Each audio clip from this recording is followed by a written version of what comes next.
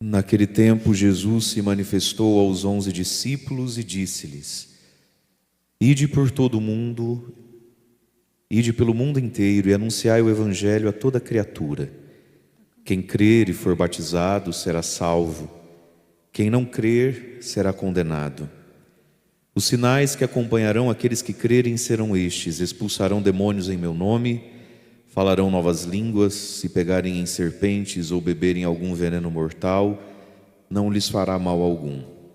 Quando impuserem as mãos sobre os doentes, eles ficarão curados. Palavra da salvação. Glória a vós, Senhor.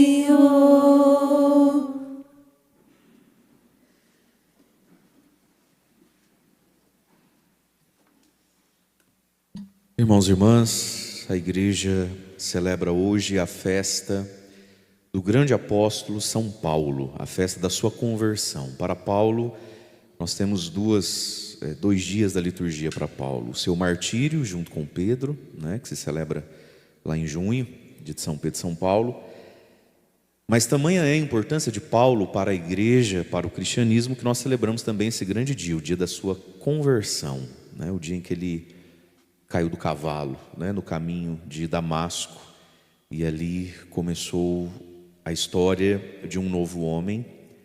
E na nova história daquele homem começa a nova história de muita gente. Paulo foi um instrumento escolhido por Deus para levar a mensagem do Evangelho para além dos judeus e deixar para a igreja todo um legado para a fé nos escritos do apóstolo Paulo, para levar o Evangelho, como nós ouvimos aqui, a toda criatura e ao mundo inteiro, e até Jequié, Muito bem. A gente já se conhece? Já, Vocês estavam lá no Louvor e Glória? Muito bem. Como é quente lá, A cidade do sol, Jequié é chamada Cidade do Sol. Você acha que já viu calor na vida? Vai lá em Jequié para ver, Um povo muito bom e muito caloroso também. Sejam bem-vindos. O Evangelho que chega em todos os lugares, Através de quem dedica a vida a Deus, e através daqueles, e tantos são sem nome e sem fama, que vivem a fidelidade ao Evangelho e à igreja. Antes do padre comentar então essa primeira leitura, e o lecionário aqui nos dá duas opções para a primeira leitura. A gente ouviu Atos dos Apóstolos, capítulo 22, já quase o final do livro de Atos dos Apóstolos, capítulo 22, do 3 ao 16, um discurso do próprio São Paulo falando da sua conversão. E teríamos também como opção, no lugar dessa primeira leitura, Atos dos Apóstolos, capítulo 9, que é a narração da conversão. No capítulo 22 ele mesmo conta. São leituras muito parecidas. Mas antes da gente comentar a primeira leitura e falar um pouquinho mais da vida de São Paulo, o Evangelho de hoje, que está em São Marcos, capítulo 16, versículos de 15 a 18, esse trechinho aqui do final do Evangelho de São Marcos, ele é como que, hoje se sabe, pela teologia, pelos estudos, ele é como que um adendo final, um anexo. São Marcos não escreveu isso que a gente ouviu hoje no Evangelho. Hoje se sabe que isso que a gente ouviu aqui hoje, Jesus se manifestou aos 11 e disse: Ide pelo mundo inteiro, anunciar o Evangelho a toda criatura, quem crer será salvo, quem não crer será condenado. Os sinais que acompanharão serão estes. Aí os sinais apostólicos. São Marcos não escreveu isso aqui entrou no Evangelho muitos anos depois, ainda antes do ano 100. Mas antes da gente ficar assustado e dizer: meu Deus, não foi ele que escreveu, então não vale. Calma lá, que vale mais até do que se fosse ele que tivesse escrito. Esse trechinho que a gente ouviu, ele foi colocado posteriormente por alguém ou por alguns, possivelmente alguma comunidade onde esse livrinho de São Marcos, o primeiro evangelho, esse pergaminho que se desenrolava e se lia, era o evangelho, talvez o único evangelho ali proclamado, lido nas assembleias, nas celebrações eucarísticas, E aí então, olha só que interessante, por que é que esse texto entrou aqui? Isso é o importante para nós e é a beleza disso aqui.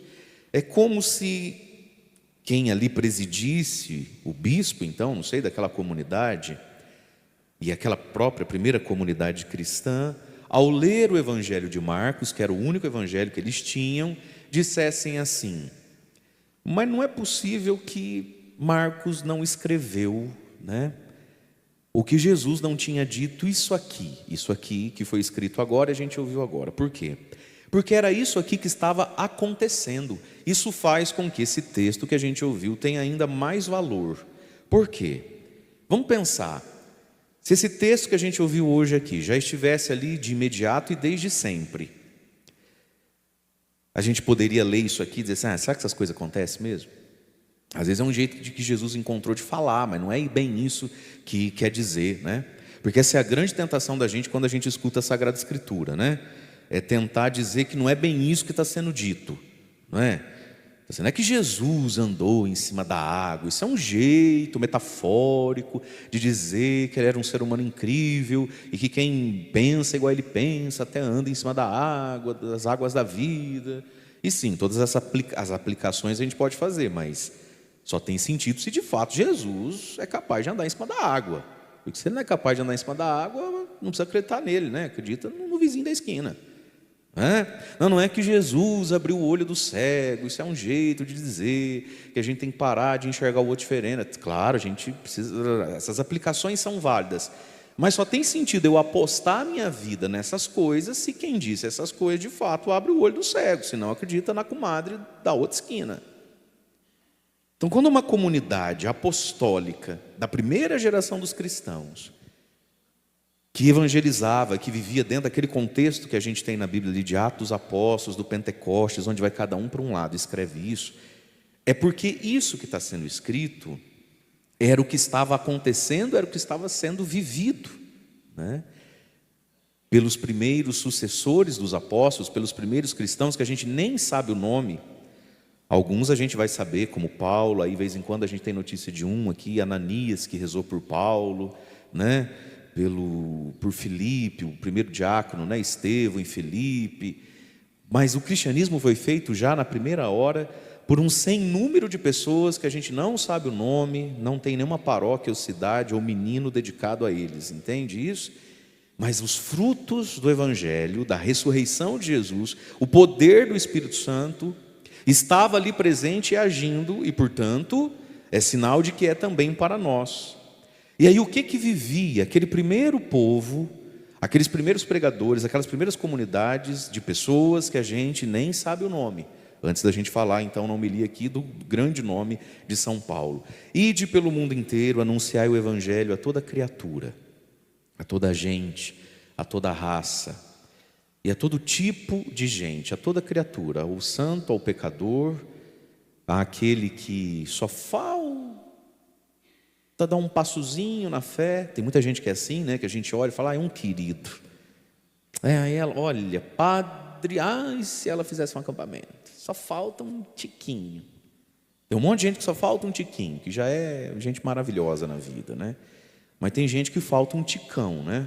Tem gente que é virado no saci, Deus o livre. Você fala: sangue de Jesus, aquele lá do meu lado, tem que trabalhar com ela, tem que... aquele lá, para eu conhecer desde pequeno. A toda criatura, né?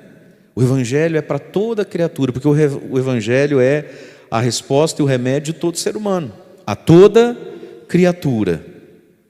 E aí então vem o passo de cada um de nós: quem crer e for batizado será salvo, quem não crer será condenado.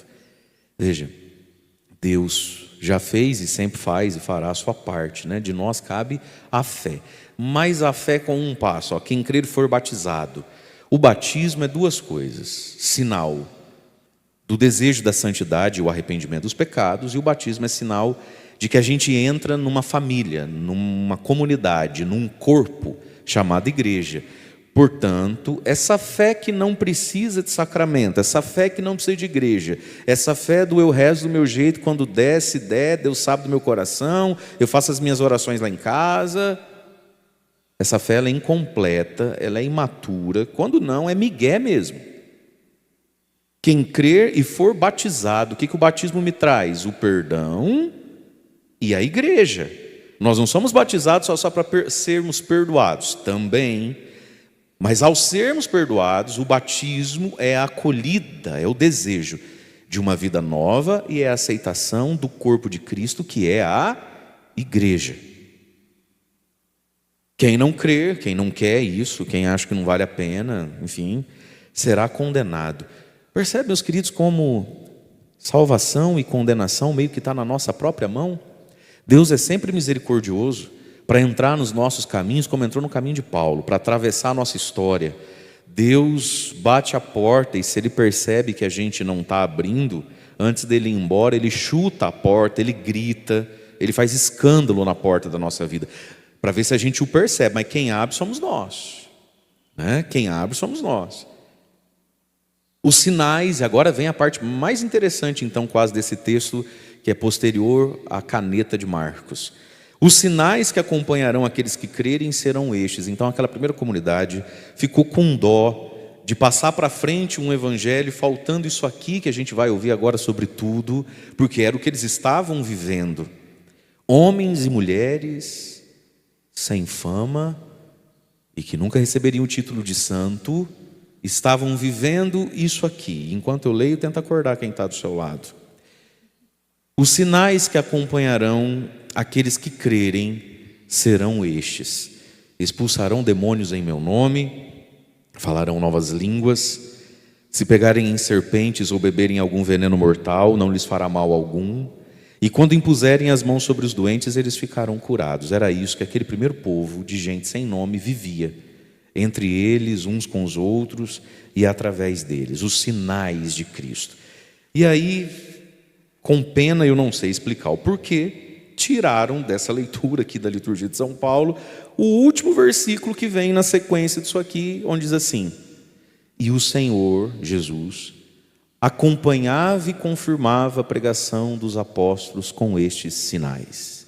Portanto, os sinais são a companhia de Jesus, que confirma, que testifica, que assina embaixo todo o conteúdo que deve ser crido e abraçado como vida nova, né? Mas esses sinais que acompanharam são sinais que acompanham e que podem ser manifestados também na nossa vida, de modo concreto, cru, tal como está aqui no Evangelho de hoje, né? E de um modo, aí sim, a gente pode fazer a aplicação disso para tantas coisas da nossa vida, que se não são um demônio, demônio mesmo, são demôniozinhos que a gente precisa expulsar. Que se não são serpentes, serpentes mesmo, que se não é veneno, veneno mesmo, são venenos que a gente não deveria temer. A gente vive hoje numa igreja, num cristianismo, que comporta dentro de si um número significativo, não é a maioria, pelo menos creio eu, que não é a maioria, mas é um número significativo para nos preocupar ou nos entristecer. Um número significativo de católicos, de cristãos medrosos, paranoicos, assustados, não é? Que tudo e qualquer coisa que vem e que é anticristão, ou que é diferente daquilo que a igreja ensina, sentem um medo, vivem numa lupa do exagero, como se o diabo fosse mais forte que Deus, né?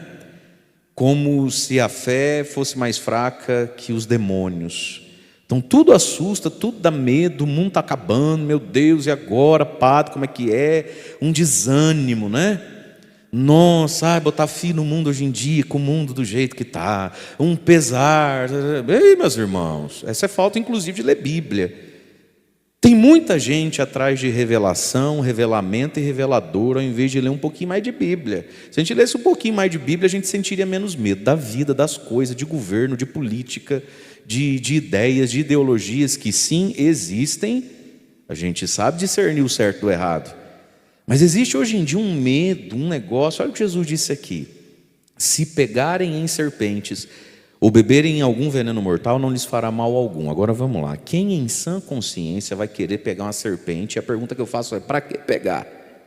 Deixa a serpente lá, para que você quer pegar a serpente? A tradução é sempre uma interpretação da coisa. Esse pegarem aqui é no sentido de pegar quando pisar na cobra sem querer, né? Que a pessoa vai lá e pega, né? Então o que Jesus está falando? Que existem coisas profundamente malignas, profundamente ruins, que a gente às vezes não escolhe pegar, elas nos pegam. Né? Ninguém vai pegar uma serpente, é a serpente que pega a pessoa, né? A pessoa que pisa sem ver que tem uma cascavel ali. E aí já viu o que acontece. Quem em sã consciência fala: garçom, dá um copinho de veneno? Não existe isso. Mas a gente tem alguns testemunhos grandes na história da igreja, né? Santo Antônio, São Bento, né? Que tentaram envenenar, né? E o sujeito foi lá e tomou golinho de alguma coisa que faria bem, mas tinha veneno dentro, e todo mundo esperando, vamos ver, morrer. Não morreu não, né? Vamos esperar Santo Antônio começar a espumar pela boca, virar os buchos para fora, encher de veneno lá. Não morreu. Então, o que Jesus está nos falando aqui, meu querido, minha querida? O mundo, ele é mau até certo ponto, ele é perigoso até certo ponto. Mas nós não precisamos ter medo de tudo. Nós vamos viver a nossa vida. Tem algo de ponta cabeça aí. Jesus diz que a gente é o sal da terra e a luz do mundo. Portanto, a gente precisa viver aquilo que Deus quer para nós e que passa pelo mundo. Como Deus quer, como Deus sonha com, vamos pensar, profissionais santos, que na sua profissão honrem a Deus, falem de Deus, expressem sua fé. Mas para isso precisa de uma faculdade, por exemplo. Nossa, que essas faculdades é o anto do capeta. Jesus diz que você é o sal nesse lugar, que você é a luz desse lugar, na sua empresa, no seu ambiente de trabalho. Cada um tem uma missão, uma tarefa e um lugar na vida. Nós somos sal da terra, a luz do mundo. Nós somos chamados aí a toda criatura. É um medo das coisas, é um medo de tudo, você não cuida. E aí a gente vai ouvindo, desculpa falar, eu sei que talvez eu esteja até ferindo pessoas e sensibilidades, mas às vezes a mão do médico tem que doer. Umas paranoias, umas loucuras, e não está longe de nós, não. Gente indo morar em sítio, desfazendo das coisas, criando umas pequenas vilazinhas, uns negócios para se afastar do mundo. Ah, vai se catar. Uma falta de juízo, sabe? Estocando comida. Porque desse jeito. E não vamos ser sal da terra e luz do mundo onde? Na lua. Sabe, esse medo de tudo, esse distanciamento da realidade mesmo. Olha o que Jesus está dizendo para os apóstolos. Gente, o mundo nunca foi tão difícil como foi no tempo dos apóstolos. Você já imaginou os apóstolos, os primeiros cristãos, um olhando para a cara e falando assim: então, amor, acho que a gente podia vender essas coisas, comprar um sítiozinho lá na beira de um rio, cavar um poço. Aí a gente coloca a nossa própria alface, pega da nossa própria água, porque esse mundo vai desviar as nossas crianças. Nós não teríamos fé hoje. A igreja não existiria. Se esse tipo de pensamento que vai campeando a cabeça de muita gente hoje tivesse sido forte um dia.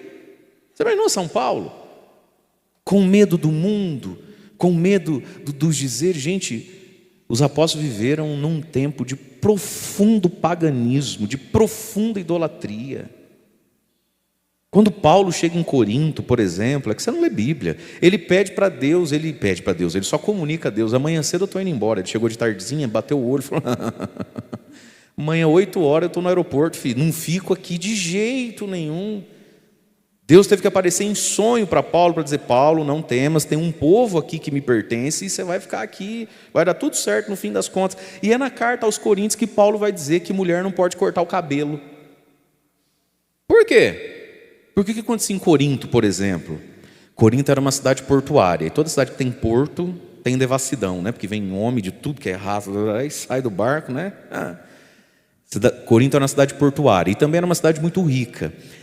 E em Corinto, veja só você, olha o mundo em que esses homens viveram. Havia a prostituição sagrada, as orgias com sacerdotisas, né?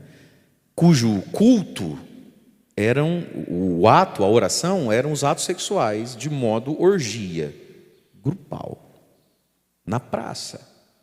E essas sacerdotisas, né, e tinham lá seus pequenos templos, elas cortavam o cabelo muito curto ou raspavam a cabeça.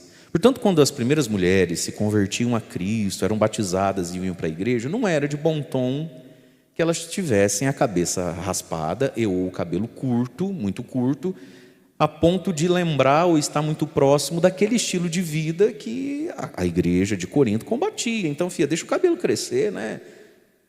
Faz do seu cabelo como que um véu.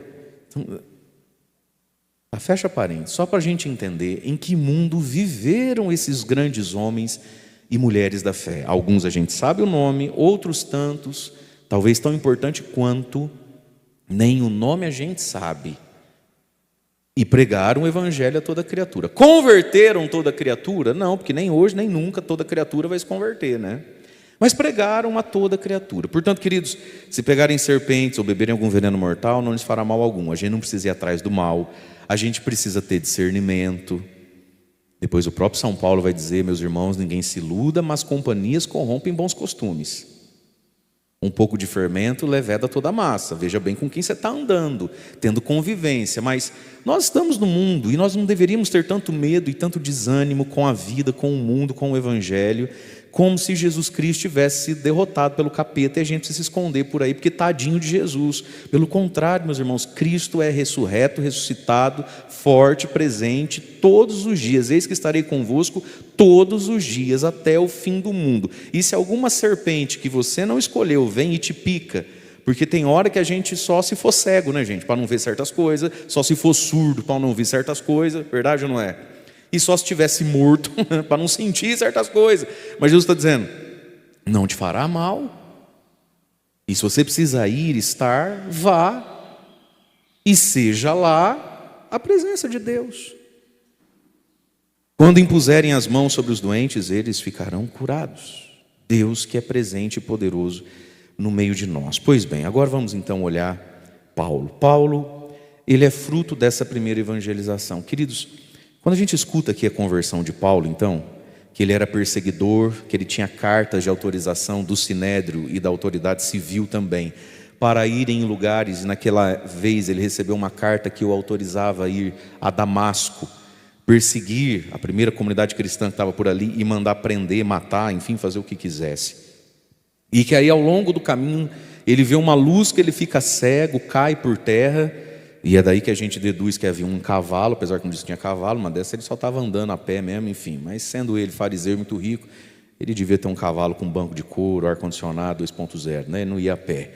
Então daí que a gente tira que caiu foi de um cavalo, né? E aí ele fica cego, ele escuta uma voz.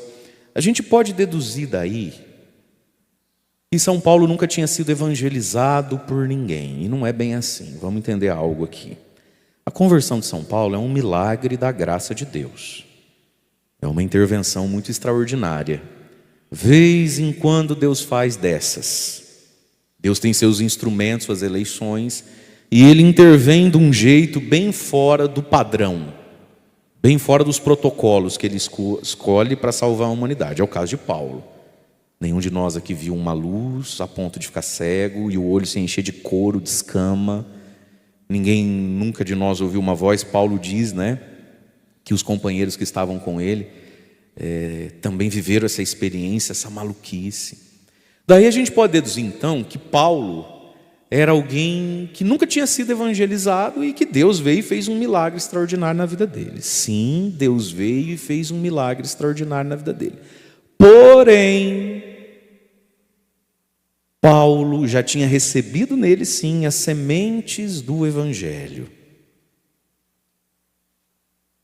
Porque Paulo, ao perseguir os cristãos, odiar os cristãos, matar os cristãos, mandar prender os cristãos, naquele ódio ele estava em contato. E Paulo via como os cristãos sofriam, como os cristãos eram fiéis e como os cristãos davam a vida. Lá em Atos dos Apóstolos, bem no comecinho, vai narrar o primeiro mártir da igreja, Santo Estevão, o diácono Estevão, que morreu apedrejado. Estevão fazia caridade às viúvas, né, levava a cesta básica das viúvas, e diz lá que ele era tão cheio da graça, do poder de Deus, que enquanto levava os alimentos, as caridades, os donativos, sobrava um tempinho, ele fazia um aleijado andar, ele fazia um mudo falar, ele curava um leproso, né? Esse era o Estevão. E aí ele vai morrer apedrejado. Diz lá a palavra então assim, que começaram a apedrejar Estevão, e Estevão, olhando para o céu, disse: Senhor Jesus, não leve em conta esse pecado deles. Em tuas mãos eu entrego o meu espírito. E morreu. Paulo viu como Estevão morreu. E aí diz a palavra assim: havia ali um jovem chamado Saulo, o futuro São Paulo, que segurou a capa, a túnica daqueles homens que iam atirar as pedras. Significa então que naquela morte de Estevão, Paulo ainda era menor de idade para aquele ato. Tinha uma idade limite ali que eu não me lembro qual era, que permitia ou não a um judeu tacar pedra na prostituta, na adúltera, aquelas cenas todas. O evangelho, você tinha que ter uma idade, tinha que ser homem para fazer isso, e tinha que ter uma idade mínima, que São Paulo ainda não cumpria com essa idade. Então quem queria participar, quem queria estar em comunhão social, dizendo: eu estou de acordo com essa morte, mas não tenho idade para tacar a pedra, mas queria passar como cooperador do ato, podia presenciar segurando a capa de um homem que ia tacar a pedra. Então o jovem Saulo não foi para casa não embrulhou o estômago, não chorou, nem falou: ai meu Deus, vou desmaiar de vez, misericórdia. Não, ele ficou e falou assim: pode deixar que eu seguro a capa. Fez esse gesto da cultura deles, de segurar a capa. Por quê? Porque quem tacava a pedra, se espirrasse o sangue, ficaria impuro para depois ir na sinagoga rezar. Olha que gente boa. Eu vou matar você, mas só um pouquinho, deixa eu tirar aqui a casula, porque se espirrar, depois daí eu não posso rezar a missa. Então, como eu quero rezar a minha missa em paz, alguém poderia segurar a minha túnica aqui? Obrigado. Puf, puf. Morreu, não morreu? Dá mais uma lajota aqui. Puf. Morreu? Tá, agora dá a túnica, eu tenho que rezar a minha missa. Esse era o contexto. Mas diz lá então: o jovem Saulo testemunhou tudo e ficou segurando a capa daqueles homens dos anciãos. Significa então que ele era jovenzinho. E como todo jovem, quando ama, ama, quando odeia, odeia, né? Todo cheio de muitas convicções e muito inflexível. Mas muito bem, Paulo viu Estevão morrer. Paulo viu Estevão morrer como um cristão deve morrer. E Paulo foi vendo que, inclusive através deles, enquanto Saulo, os cristãos perderem tudo. Porque onde Paulo chegava com a sua guarda romana e com essa carta na mão, ou você vai embora com a roupa do corpo correndo e fica pobre da noite para o dia, num estalar de dedo, fica sem teto, e sai andando nos caminhos, nas bibocas, e vai morar em outro lugar, sabe lá Deus onde é esse lugar. Ou Paulo vai matar você, Paulo vai prender você. E Paulo foi vendo muitas e muitas pessoas perdendo tudo da noite para o dia, por causa de Jesus, por causa da perseguição, de uma perseguição que ele também fazia. E isso, meus irmãos, não duvidemos, foi, ao mesmo tempo que foi enraivecendo, ao mesmo tempo que foi aumentando em Paulo um ódio, ao mesmo tempo foi evangelizando o próprio Paulo. Então Paulo não era um homem sem contato com a evangelização. É bem possível que ninguém podia falar: oi Paulo, tudo bem? Você tem 5 minutinhos? Eu não sei assim se você participa muito da igreja. Claro que ninguém podia chegar e falar assim com Paulo, ninguém era doido. Mas veja, o modo como a gente vive e, sobretudo, a capacidade de sofrer, de perder e renunciar, de tomar prejuízo mesmo, de ser injustiçado mesmo, por causa de Jesus Cristo. Isso também evangeliza, isso também questiona. Não quer dizer que isso sempre converte. Mas sim, meus irmãos, se Paulo tivesse visto uma geração de homens que acreditavam, e mulheres que acreditavam em Jesus, e acreditavam em Jesus para prosperar, para ficar rico, comprar uma casa grande, um carro novo, igual esses testemunhos de igreja sem vergonha de televisão aí. Como é que a irmã chegou, como é que a irmã está? Ninguém diz: eu cheguei aqui, eu odiava minha sogra, depois a gente se reconciliou. Ninguém diz: eu traí a minha nana. Todo mundo diz o quê? Eu cheguei de Fiat 147. Se é que ainda existe Fiat 147 andando por aí, mas só para você entender o drama da pessoa, né? Eu cheguei de Fiatinho 147, eu cheguei de golzinho quadradinho, não sei o quê. Hoje eu tenho 5 empresas, 3 carros, uma fazenda e 1000 empregados. Não é assim? O golpe está aí, né, gente? Cai quem quer também, né? Brincadeira. Mas veja, o que foi que Paulo viu? Paulo começou a se perguntar: quem é esse Jesus, meu Deus do céu? Pelo qual as pessoas sofrem, pelo qual as pessoas dedicam do seu tempo, do seu dinheiro, pelo qual as pessoas aguentam desaforo, pelo qual as pessoas aguentam ridicularização ou distanciamento dos parentes, dos queridos, dos amigos. Quem é esse Jesus? E isso foi sim evangelizando Paulo. Quem é esse Jesus que faz esse Estevão morrer nessa paz, sem se vingar de ninguém? Quem é esse Cristo? Quem é esse Jesus que, quando esses homens escapam da minha mão, nenhum deles vem na calada da noite se vingar de mim? Quem são essas pessoas que não se vingam, que não punem, que não... E Paulo foi sendo evangelizado por essas coisas. Claro, precisou de uma intervenção de Deus, porque toda conversão é intervenção de Deus, toda. Da conversão mais simples, rotineira, ao do Paulo. Sempre é Deus quem faz, sempre é Deus quem toca. Mas Paulo era evangelizado muito pouco pelo discurso, né? Porque as pessoas não tinham como falar com ele, ele era doidão, mas evangelizado pela vida e por um grande testemunho que evangeliza o mundo também. Saber sofrer como um homem e uma mulher de Deus tem que saber sofrer. Estar à altura de Cristo, à estatura de Cristo. Não duvidemos, meus irmãos, não são só os nossos milagres, bênçãos e curas que evangelizam, não. Possivelmente, o que mais te questionou, de vez em quando questiona você e eu, com relação a, eu estou em Deus mesmo? Com relação a, meu Deus, eu preciso criar um pouco mais de ânimo, de vontade. Meu Deus, eu preciso parar de reclamar. Ou, meu Deus, eu tinha que rezar mais. Geralmente o que nos belisca a alma, questiona um pouco a gente, é o testemunho de quem está sofrendo e não de quem está contando vitórias. Já reparou nisso? Pessoas que às vezes a gente vai tendo notícia do quanto elas sofrem, a gente nem imaginava, não é?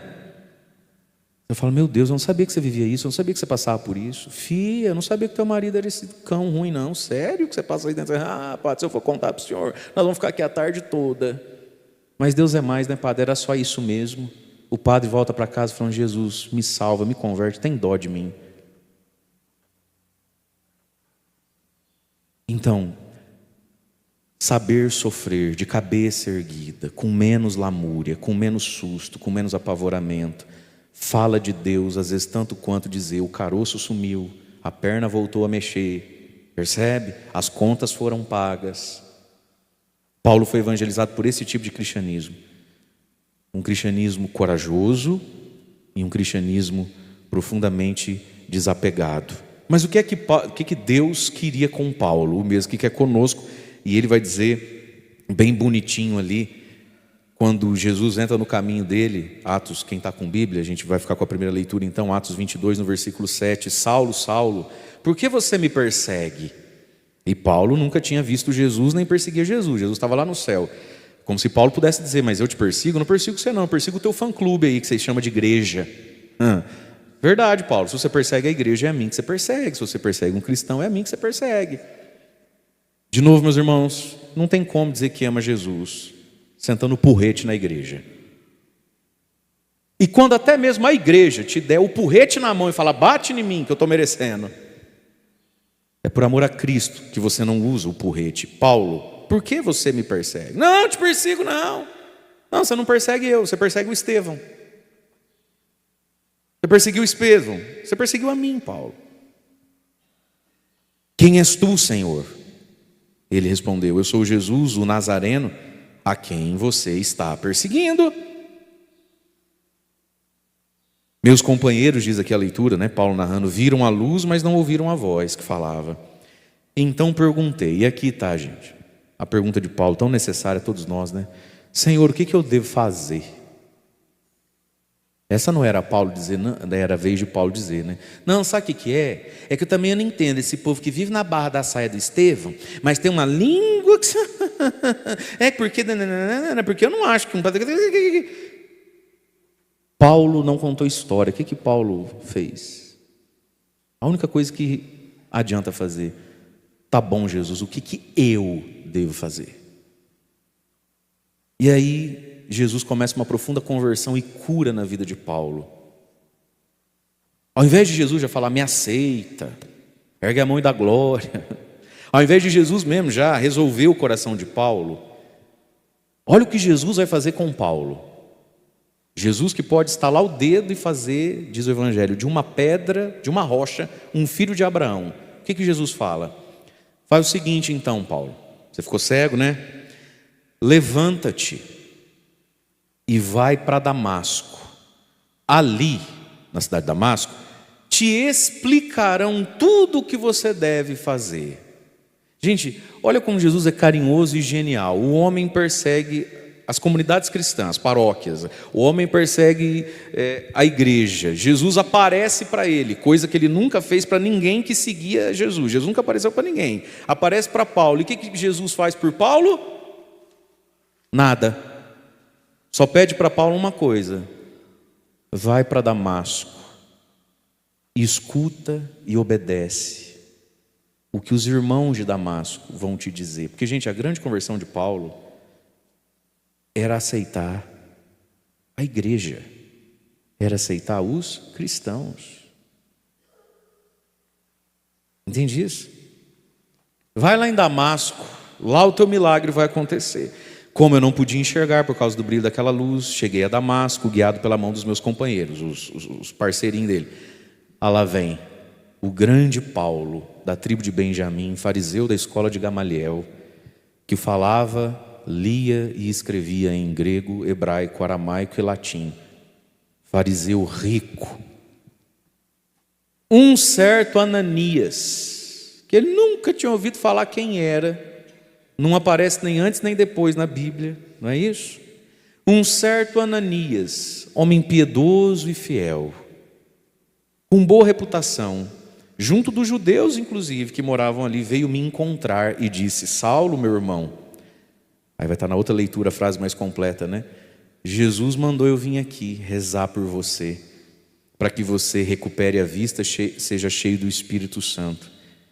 No mesmo instante, Ananias colocou a mão na cabeça de Paulo, rezou por Paulo. Paulo voltou a enxergar. Olha que lindo isso, meus queridos.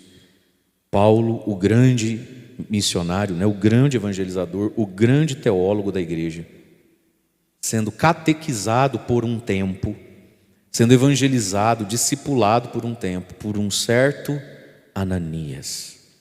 Por isso, meus irmãos, a nossa fidelidade a Deus, ela é tão importante, porque ainda que você seja nada mais do que um certo Ananias, você nunca sabe quando você está dando testemunho diante de um que vai ser Paulo.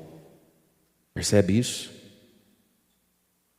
Você nunca sabe diante de quem você está. Você pode até se sentir o Ananias, você pode até ser o Ananias. É por isso, meus irmãos, que o nosso testemunho de vida e aqueles que receberam de Deus algum encargo, qualquer encargo de evangelizar, cometem pecado, e pecado grave, quando evangelizam de qualquer jeito, e quando permitem que a evangelização seja de qualquer forma, e quando ficam com esse mimimi de quando é convidado a melhorar a forma como evangeliza, então também não vem, que a gente já está tirando nosso tempo.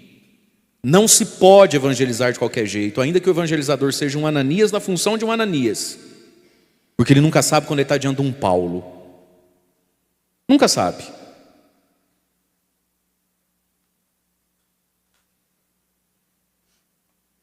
Deus tem feito algumas coisas através de mim. E eu tive algumas catequistas na minha vida, na minha infância. E uma até me foge o nome agora, olha que pecado. Porque ao longo todo foram 3. Que foram tão importantes na minha vida, despertavam em mim um desejo de Deus, um desejo da igreja, um desejo da missa, um desejo de servir a Deus. Você nunca sabe diante de quem você está. Tivesse eu sido evangelizado por gente, e não era o caso. Quando eu fui criança, adolescente, até onde o seminário ali, eu fui muito privilegiado por várias situações da vida, né? Primeiro pelo pai e mãe que tive. mas também pela paróquia que eu participei, pelo padre, depois, né, Monsenhor Wilson Galliani, aquelas missas, aquelas liturgias, aquelas homilias dele, as pessoas todas que se dedicavam às catequeses, ao trabalho todo que tinha com as crianças da catequese, com os adolescentes, com o grupo de oração que eu participei. E havia um esmero, havia uma alegria e havia uma inteireza nas coisas. Acho que é por isso que desde sempre eu não tenho paciência com essa pergunta: mas precisa de tudo isso? E eu queria pedir a Deus a graça de morrer sem paciência para isso, porque eu tenho medo de quem tem. Pessoas que eu não sei, tinham uma função às vezes muito simples, mas se faz de qualquer jeito, não desperta isso. Ai, tá bom, é para Deus mesmo. Não, meu amigo, Ananias, capricha no serviço, Ananias. Você nunca sabe quando você vai pôr a mão na cabeça de um pau. Acho que Ananias deve ter colocado a mão na cabeça de muita gente, né? Um dia era um tal de Paulo, e ele não sabia o que ia dar aquilo ali. Olha no que deu. Portanto, meus queridos, nós temos um dever e um dever grave na vida: dar testemunho da fé, viver em coerência com o Evangelho, se esforçar por isso. E se temos de Deus alguma atribuição, é o melhor que se faz, e toda vez se faz o melhor no que se faz. Para 30, para 3 mil. Entende isso? Para as crianças numa salinha, não importa. Isso aqui foi a sala da casa de alguém que a gente não sabe o nome, onde o Ananias entra, um certo Ananias, e olha o que aconteceu. A gente pode dizer que a igreja, o mundo estava sendo mudado nesse encontro que aconteceu na sala de uma casa, de um certo Ananias, com um tal de Paulo, que Ananias era caprichoso no que lhe cabia, no que competia. A gente nunca sabe diante de quem a gente está. E aí então Ananias disse a Paulo: o Deus de nossos antepassados te escolheu para conheceres, e isso aqui é para todos nós, conheceres a sua vontade, veres o justo Jesus e ouvires a sua própria voz. Nós também, meus irmãos, somos escolhidos, senão escolhidos para a mesma missão apostólica de Paulo, é óbvio, mas escolhidos para isso aqui, ó, todos nós. Porque Jesus também atravessou sua vida e minha vida. Jesus também nos brilhou nos nossos olhos, a gente também ouviu a sua voz. Olha para a sua casa, olha para a sua família, olha de onde você veio. Um bando de doido. Verdade não é? Teus parentes é tudo meio maluco, a maioria. Não é uma mistura de religião com coisa nenhuma, é um reteté, é um negócio esquisito, não é? Sim ou não? É um povo que não vai nem com bomba, é ou não é? Sim ou não? Abre a boca, sim ou não? Como diz lá em Jequiel, uma malemolência, né? Vai nem empurrado. Aí você olha para você, eu olho para mim. Foi Jesus que brilhou por graça e fez sentido, e a gente começou a andar com Ele, desejar Ele. Então todos nós não fomos escolhidos para a missão de Paulo, porque Paulo só Paulo, mas nós somos escolhidos para isso aqui, queridos. Ele te escolheu. Fala para quem está do seu lado aí: Ele te escolheu. Do outro lado, fala: Ele te escolheu. Não tem ninguém do seu lado, dá um grito para quem está mais longe, fala: Ele te escolheu. Quem está em casa põe no comentário assim: Ele me escolheu. Para quê? Conhecer sua vontade. Deus tem um propósito, uma vontade para a nossa vida. Para quê? Para ver a Ele, ver Jesus. Esse ver de conhecimento, conhecer a vontade de Deus, conhecer Jesus Cristo e ouvires a sua própria voz, aprender a ouvir a voz de Deus. Conhecê-lo, vê-lo e ouvi-lo. Porque daí quem é que vai guiando Paulo? Diz a Escritura que Paulo ficou alguns anos por ali, na mão de Ananias, né? Na mão de outros homens que foram companheiros de Paulo, sendo como que discipulado. Mas daí para frente, Paulo aprende por si só a ouvir a Deus dentro do próprio coração, crescer sozinho. E isso é para você e para mim, queridos. Conhecer, ver e ouvir Jesus. Para quê? Porque tu serás a sua testemunha diante dos homens, diante dos poderosos. Testemunha do quê? Daquilo que você viu, Paulo, daquilo que você ouviu. Ver, conhecer, ouvir a Cristo para ser testemunha dele. E aí Ananias fez uma pergunta para Paulo. É uma pergunta que Deus faz hoje para você e para mim também. E agora, Paulo, diz a leitura, o que estás esperando? Bora, Bill! Não sei se eu estou pronto. Está pronto, sim. E agora, o que você está esperando, Paulo? Levanta-te, recebe o batismo e se purifique dos seus pecados, invocando o nome dele. Gente, sempre que a gente está um pouquinho na presença de Deus, a gente sempre fica com esse sentimento, que é uma constatação mesmo. Eu tinha que ser melhor, né? Poxa, olha o que eu falei. Oh, Jesus, olha o que eu fiz. Olha o que eu pensei. Olha eu de novo, igualzinho minha mãe, igualzinho meu pai. Oh, Jesus, misericórdia. Mas coragem, meus irmãos. Deus é misericórdia. É uma misericórdia que nos puxa. Uma misericórdia que muda algo de Saulo para Paulo em nós. O que você está esperando? Levanta, filho, e dá o passo. Levanta e se posiciona, assume. Recebe o batismo. Paulo recebe aquilo que faz as pessoas morrerem. Recebe aquilo que dá poder a outro homem de matá-lo. Quem é que Paulo podia prender e matar na sociedade então? Os que eram batizados. Quem é que ele encarcerou? Ele chegava num lugar e perguntava quem eram os cristãos, quem eram os batizados. Então, Paulo, não basta me achar bonito, tem que entrar na fila do martírio. Tem que ser irmão e conviver com Ananias. E essa foi a grande conversão de Paulo, uma conversão a Cristo, uma conversão à igreja, né? E a gente louva e bendiz a Deus por ter entrado na estrada da vida de Paulo, de um homem tão grande, tão capaz. E a gente pede hoje, pela intercessão de São Paulo, que Cristo entre na nossa estrada e na estrada de tantos, né, que estão distantes dele, alheio a ele. Deus me perdoe, talvez até perseguindo a ele, porque perseguem a sua igreja, perseguem aqueles que creem, mas a misericórdia de Deus, que ela seja manifesta nas nossas vidas e na vida daqueles pelos quais a gente reza. E quanto a nós, queridos, que nós possamos pregar o Evangelho a toda criatura e nunca se esquecer, a gente também prega quando sofre. Louvado seja nosso Senhor Jesus Cristo. Para sempre seja louvado.